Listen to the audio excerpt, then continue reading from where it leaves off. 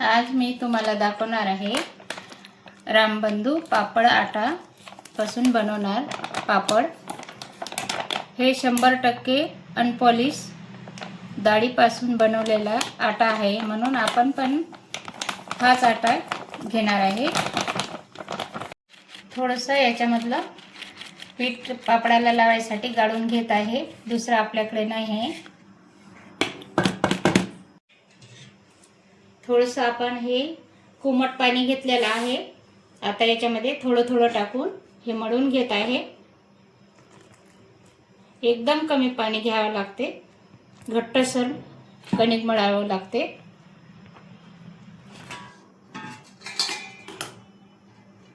पहिले आम्ही घरच्या डाळी राहायच्या तर धुवून दळून आणायचं, त्याच्यामध्ये घरचा मसाला टाकून पापड बनवायचं। पण आता मागच्या वर्षी रामबंधूचा आटा आणूनच पापड केले तर खूप छान लागले, म्हणून यावर्षी पण आम्ही रामबंधूचाच आटा आणला आणि पापड सर्वांना घरात आवडले, म्हणून मग रामबंधूच्याच आट्याचे पापड बनवत आहे। मुगाची डाळ आणि उडदाची डाळ घरी आणून पण तुम्ही आटा बनवू शकता, पण हे सोपी पद्धत आहे म्हणून मग हेच छान वाटलं आणि खायला पण चविष्ट लागतात। कणिक मळून झालेली आहे, आता हे 2-3 घंटे आपण डब्यामध्ये भरून ठेवायची। अशी छान कणिक मळून झालेली आहे, बघा कशी कणिक मळली, अशी कडक कडक। अशीच पापडासाठी कणिक पाहिजे कडक, याचे पापड चांगले लाटले जातात।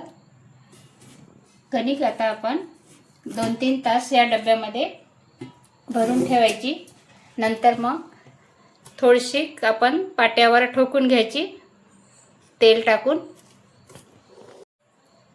झाकण लावून 2-3 तास ठेवून देते।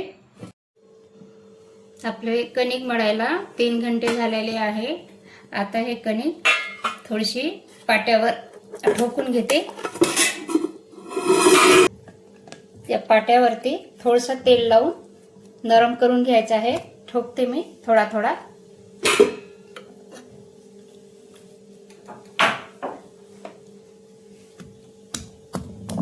असं थोडं नरम करून घ्यायचा ठोकून।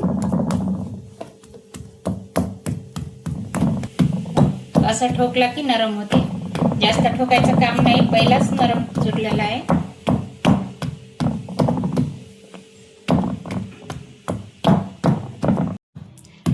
असं ठोकून झालेलं आहे, आता हे नरम झाला उंडा।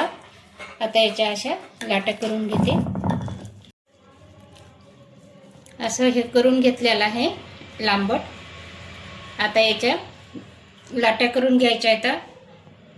कोणी कोणी धाग्याने करते किंवा अशा तुम्ही यानं पण करू शकता, चाकून एकसारख्या आकाराच्या अशा करायच्या। पूर्ण मी अशा करून घेते। लाट्या सर्व तयार आहेत, आता पापड करायला घेऊया। हे पुरी मेकर आहे, हे मी घेतलं लाट्या करण्यासाठी, जरा पापड करायला सोपे जावं म्हणून। त्याच्यावर असं हे पॉलिथिन घेतलेली आहे मेकरवर, याला असं तेल लावून घेतलं थोडं। आता याच्यावर आपण असा गोळा ठेवायचा आणि आणखी याच्यावर असं हे तरी ठेवायची तेल लावून, याला असं प्रेस करू म्हणजे लाटी आपली लांबून जाते, मोठी होते। हे बघा, पापड करायला सोपा,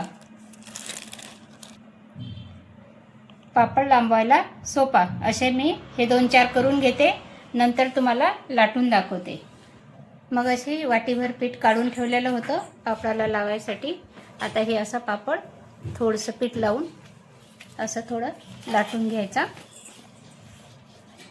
पटकन लाटणं होते पीठ लावल्यानं। बघा कसा पातळ लाटला गेला, खाली चिपकला पण नाही, लाटला पण गेला, छान पापड झाला। पापड बनून झालेले आहे, 1 किलोचे पापड आम्ही दोघी सासूनाने एका तासात लाटून झालेले आहे. मी असे उन्हामध्ये पापड वाळून घेतलेले आहे. बघा, ऊन दिली तर पापड वर्षभर टिकतात चांगले, नाहीतर ऊन नाही दिली तर जाडं लागते. त्याच्यामुळे पापड वाळून घ्यायचे.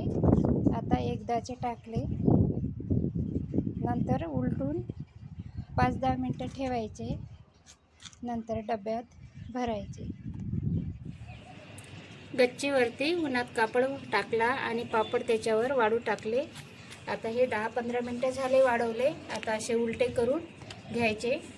असे कणकण वाळले की पापड छान राहतात, नाहीतर बुरशी येते पावसाळ्याची. ते छान असे वाळले की डब्यात भरून घ्यायचे. छान असं चिमट्यात धरून पापड भाजायचा, हात भाजत नाही. तुम्हाला रेसिपी कशी वाटली तर तुम्ही पण असं बनवून बघा आणि शेअर लाईक नक्की करा.